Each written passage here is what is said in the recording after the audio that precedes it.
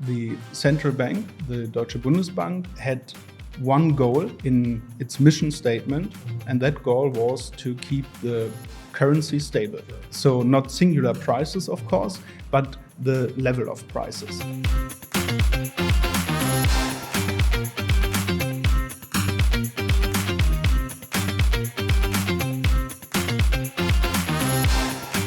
The D-Mark was introduced in 1948. Did Germany have a central bank? And if not, when was the central bank established? How did a currency exist without a central bank in Germany?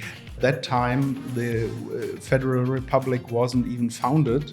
The territory was still occupied, and without going into too much details, this currency reform, Ludwig Erhard, who implemented it, also had to convince the Allied powers, which are the Americans and French and Britain. Yeah, he had to convince them that that was the right way to go. Sure. So you might say there's a bit of a peculiar situation. Yeah, that's not usual because all these institutions were built up with a bit of a time. But still, they did this reform.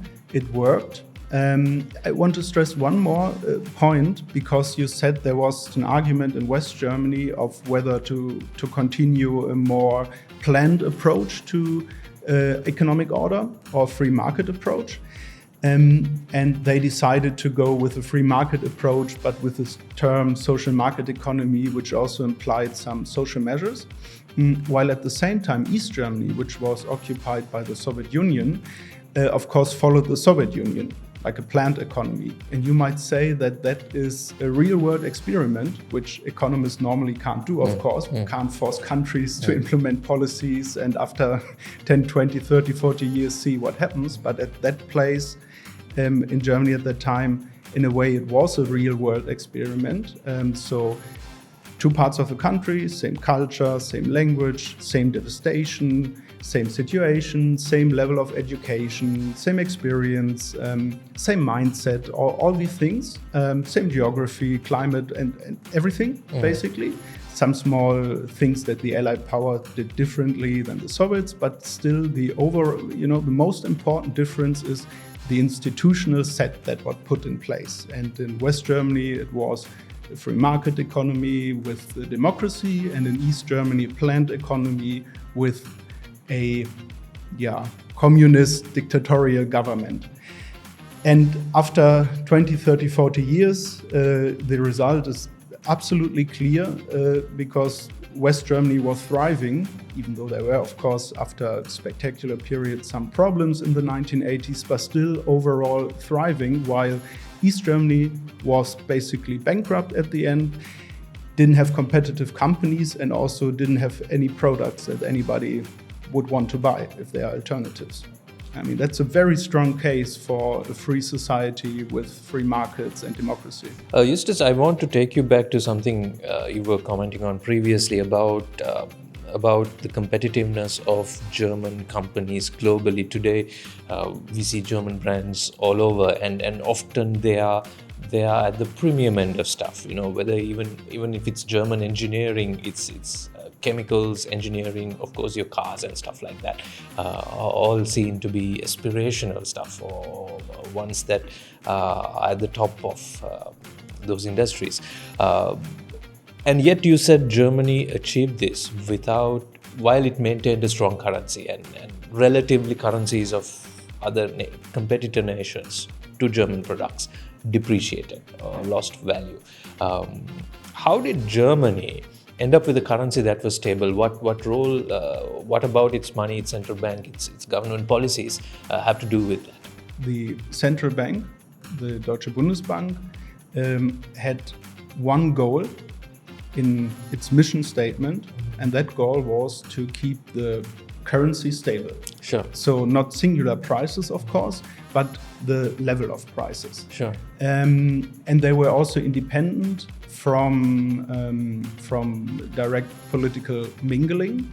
So just to sort of intervene there, I mean, most central banks have as their aim protecting the external and internal value of the currency, which is have low inflation and protect the value of the currency. So it was very similar for the Deutsche Bundesbank. But when you look at other central banks, they also have the goal to foster economic growth. Right. And the theory behind the mission statement of the central bank in Germany was that the best way on the long term to foster economic growth is not to do something on the short term, there's a crisis and you devalue the currency or something like that, but to keep the price level, the currency stable, and by that to help the price mechanism to work best. And this was also deeply ingrained in the culture. It also has to do, maybe that it was also accepted because in the years before, after both of the world wars, there was periods of hyperinflation. So a lot of people had this experience that they lost basically all their savings. So there was also a lot of popular support. But it was also ingrained in the culture of the people who worked there. They were really proud and they were behind that mission. And if you look at other central banks, there was more mingling with politics and they had the feeling, now there's whatever crisis and we have to do something. And they didn't have this feeling. They had the feeling the best way to help our economy is to keep inflation low and to keep the prices, not the singular prices, of course, but the level stable to fend off inflation. And interestingly, you ask how it came to be that entrepreneurs were successful. We have this type of family entrepreneurs, these family businesses who are growth-oriented, innovative, and who are very competitive. And they grew up, there are some who also continued a longer tradition, but a lot of them were founded after the Second World War, and they rose up to their current success in this very competitive environment where, if the prices are stable and your goods get more expensive because other currency decrease, you have to find solutions or you are getting pushed out of the market. Sure. Now, these type of entrepreneurs are fiercely promoters of free markets and of price stability. And they are even 4 years ago, the then German Minister of Economics he wrote in a proposal for industrial policy, and he wanted to say, we have to grow in this area and that. I define that as the state and I give you subsidies and help.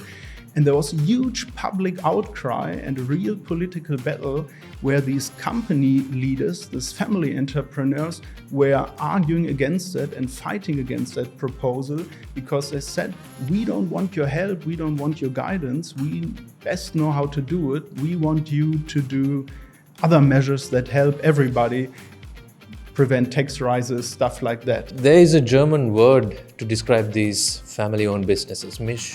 You have to tell me about that. Yeah, Mittelstand. Mittelstand in a way is also accurate, but in a way it's not, because maybe even family businesses is the better term.